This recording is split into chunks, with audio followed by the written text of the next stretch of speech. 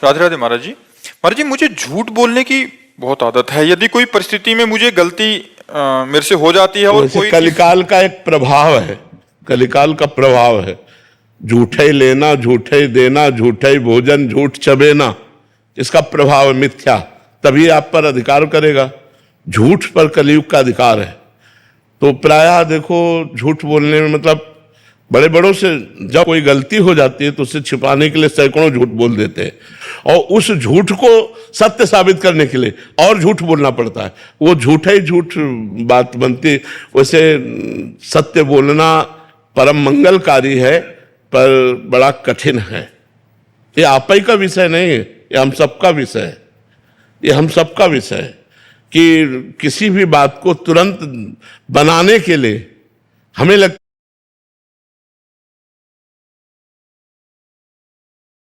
भी बात को तुरंत हमें लगता भी बात को तुरंत बनाने के लिए हमें लगता है झूठ से बन जाएगी।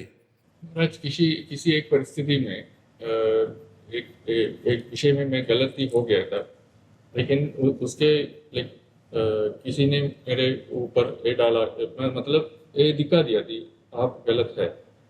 वो गलत को मुझे उससे उस परिस्थिति में भागने के लिए और झूठ बोल। हाँ, वही कह रहा हूँ। तो पर कभी कभी बहुत सेल्फिश भी हो जाता। हाँ हाँ, ऐसा हो जाता है, ऐसा हो जाता है। कभी कभी ऐसी गलती हो जाती है जो पता है कि गलती हो गई, लेकिन उस गलती को छुपाने के लिए फिर और गलतियां करनी पड़ती हैं, झूठ बोलना पड़ता है।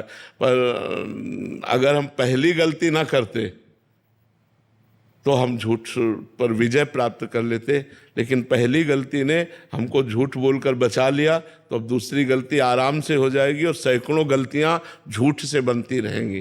तो कहीं ना कहीं अगर हम गलत आचरणों से बचें, गलत संग से बचें, गलत व्यवहार से बचें, तो हम झूठ पर काबू पा सकते हैं। बड़े बड़ों से झूठ बोलना आ जाता है, ऐसा ऐसा वो कई तरह का झूठ हो जाता है।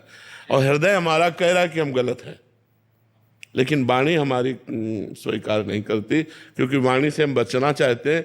हृदय अगर पवित्र हृदय है तो वो तो मतलब अंदर कचोट रहा है कि यार मैं गलत हूँ, मैं गलत हूँ। मतलब अंदर से भी एक शांत नहीं होता। हाँ, शांत। लेकिन बाहर ऐसा ही एक ऐसा शांत, मतलब सच के सब पहली बार ही सच कैसा बोल सकते। ये कह रहे हैं कि महाराज, इनका कुल मिला के प्रश्न कि झूठ बोलना और स्वार्थी बनने से मैं मुक्त होना चाहता हूँ।